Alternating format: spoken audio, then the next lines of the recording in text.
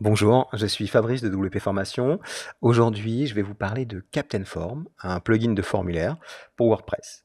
Pourquoi je vous parle de ce plugin, Captain Form? Tout simplement parce que j'ai récemment fait un petit sondage auprès de mes petits camarades de la WordPress Academy pour leur demander quels étaient les plugins de formulaire qu'ils utilisaient sur le WordPress. Donc on a retrouvé bien évidemment les grands classiques, à savoir Gravity Form, Contact Form 7 et bien d'autres. Vous trouverez la liste complète dans l'article. Mais peu de personnes, pour ainsi dire personne en fait, pour le coup, ne m'a parlé de Captain Form. Donc j'étais un peu intrigué parce que moi j'avais trouvé la présentation de l'outil vraiment sympa. J'ai donc décidé d'en savoir plus et voilà pourquoi aujourd'hui il y a un tuto complet sur Captain Form. Allez, on va découvrir ensemble la bête, c'est parti. Donc Captain Form se décline en plusieurs versions. C'est un freemium, donc vous avez une version gratuite, donc premier plugin gratuit que vous retrouvez bien évidemment sur wordpress.org.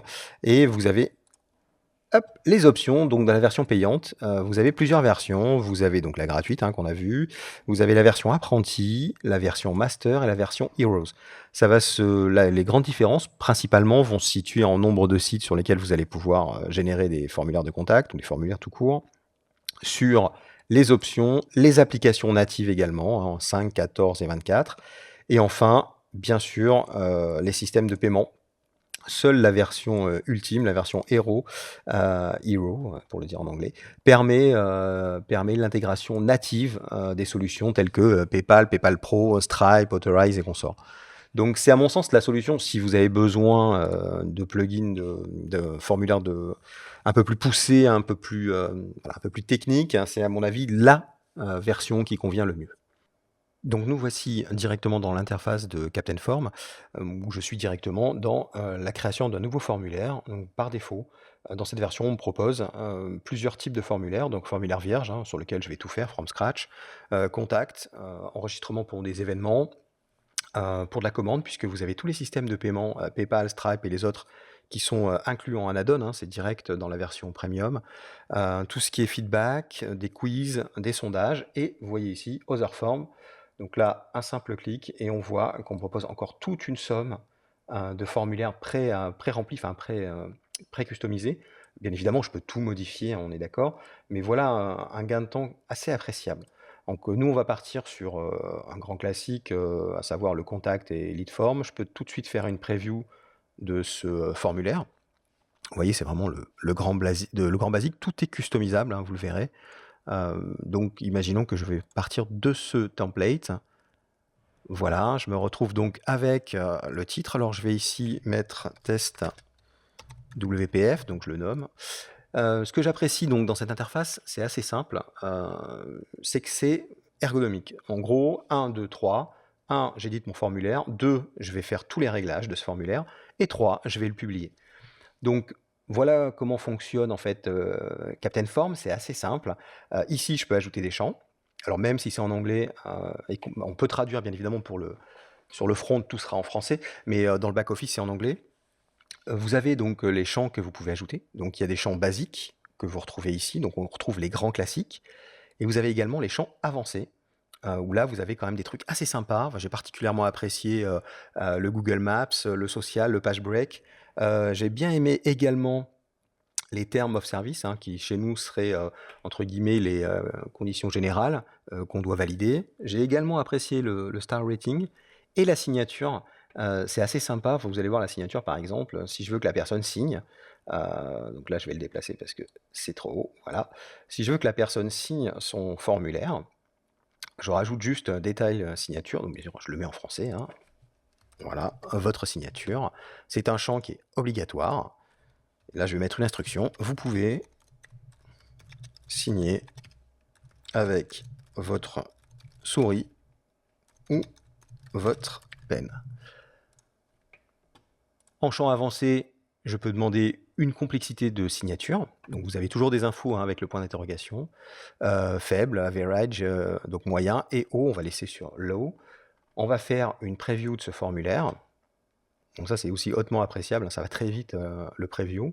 Et vous voyez qu'ici, donc, je vais remplir les champs et je peux signer ici, hop, avec ma souris. Bon, je suis pas content de ma signature, elle est un peu foireuse, mais j'efface, hop, et voilà ma signature. Donc voilà un truc, bon, c'est un peu gadget, mais je trouve ça assez sympa. Au niveau des champs traditionnels, tout se place avec une facilité déconcertante, hein. Vous avez quelque chose qui est assez appréciable aussi, c'est le Likert Scale. Vous allez voir, si vous avez besoin de demander, par exemple, un degré d'acceptation, d'importance, de probabilité de satisfaction ou de qualité, par exemple, ou je peux même faire quelque chose de custom, on va prendre un simple. Allez, on va prendre 3. Un degré de satisfaction. Là, on me propose les différents degrés, donc très satisfait, satisfait. Je crée. Ici, je n'ai qu'à mettre à la place de untitle service. Ici, je vais mettre produit. Et là, je vais mettre support. Voilà, je peux créer très simplement et très rapidement ce type de champ. C'est vraiment simple. Donc, imaginons que je veuille passer le produit avant le service. Je fais glisser et c'est fait. Voyons maintenant le rendu. Donc, voici mon formulaire. Donc, cette fois, je l'ai passé pleine page. Et voilà ce que ça vous donne. Donc, un champ pour tout ce qui est satisfaction, hein, du produit, du service et du support. Vous voyez à quel point on peut créer ce type de champ très facilement avec Captainform. Continuons la découverte. Donc, quelque chose d'extrêmement appréciable, c'est simplement la customisation de tous les champs. C'est-à-dire qu'en fait, si je vais prendre le nom, il est évident que je peux remplacer par ce que je veux. Je peux mettre une valeur par défaut, hein, donc je vais mettre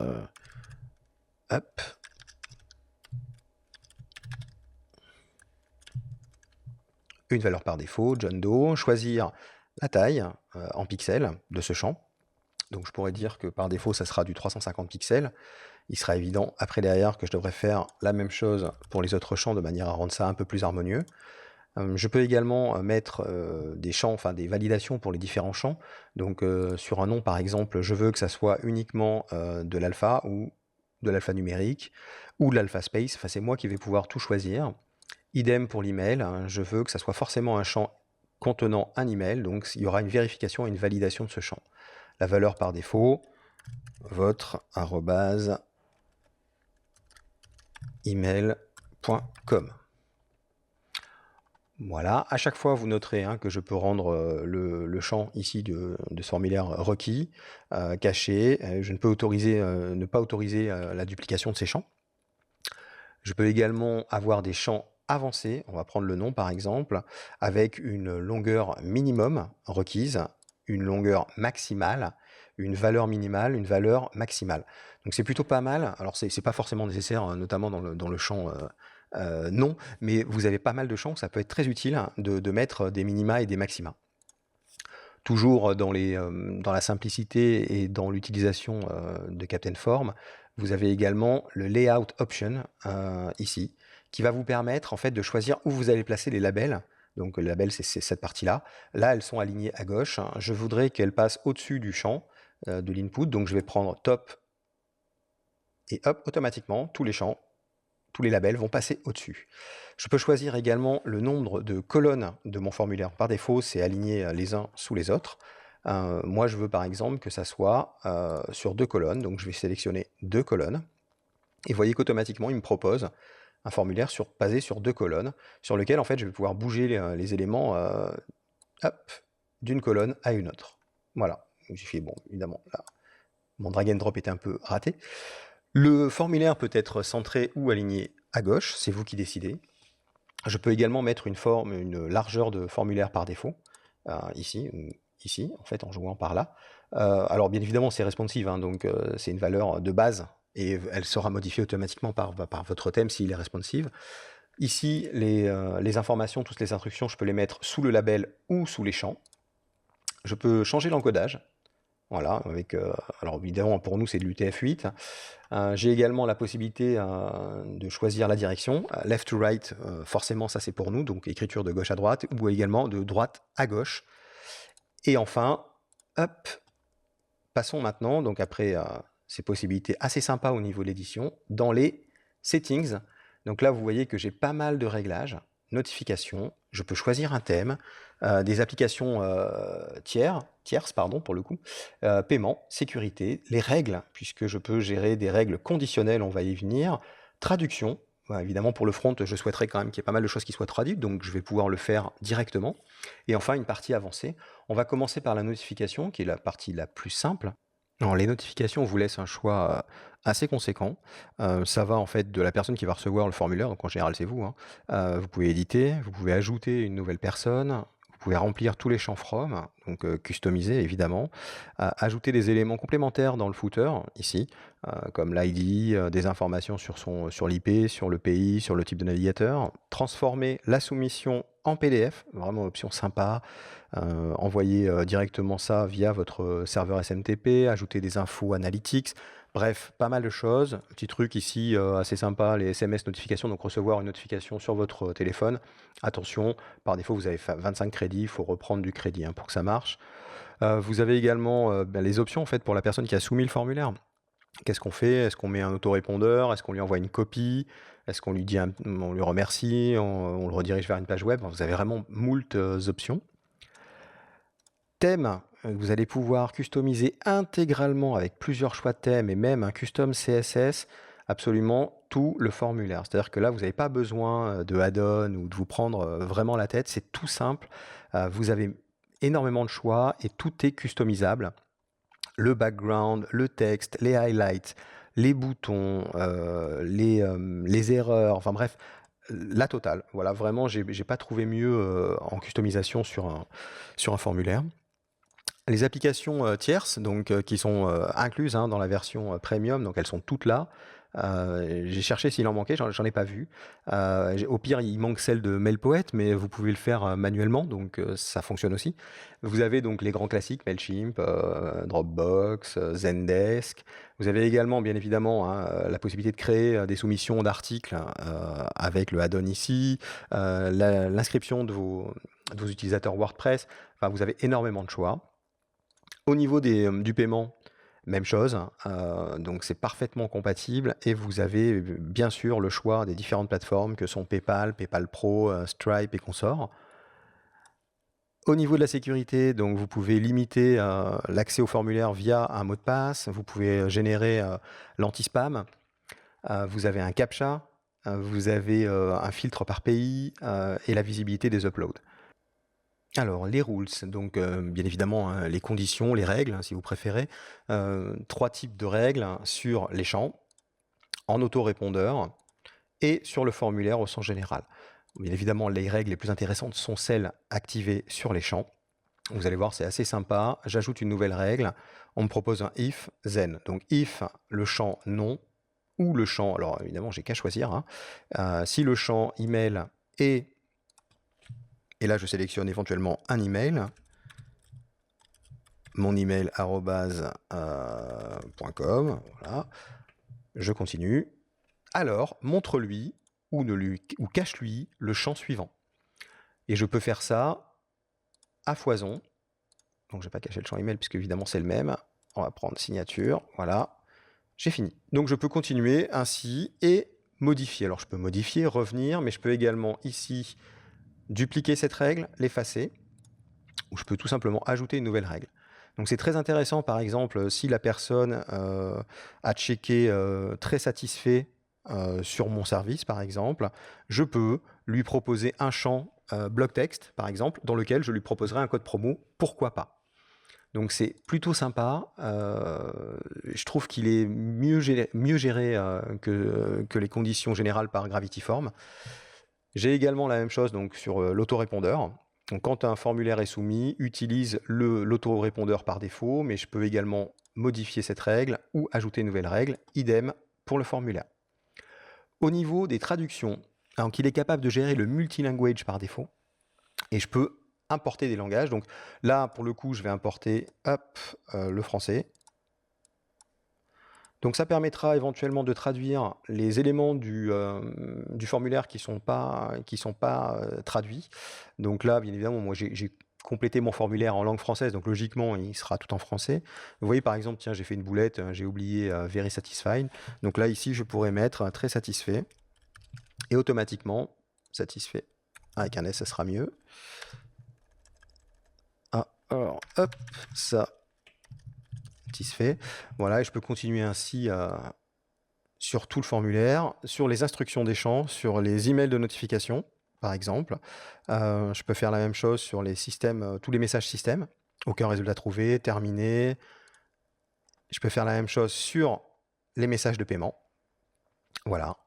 Donc vous avez vraiment la possibilité de gestion des langues assez sympa. Vous voyez, je peux ajouter une nouvelle langue complémentaire. Bon, évidemment, l'anglais, c'est par défaut, mais on va prendre l'espagnol, par exemple.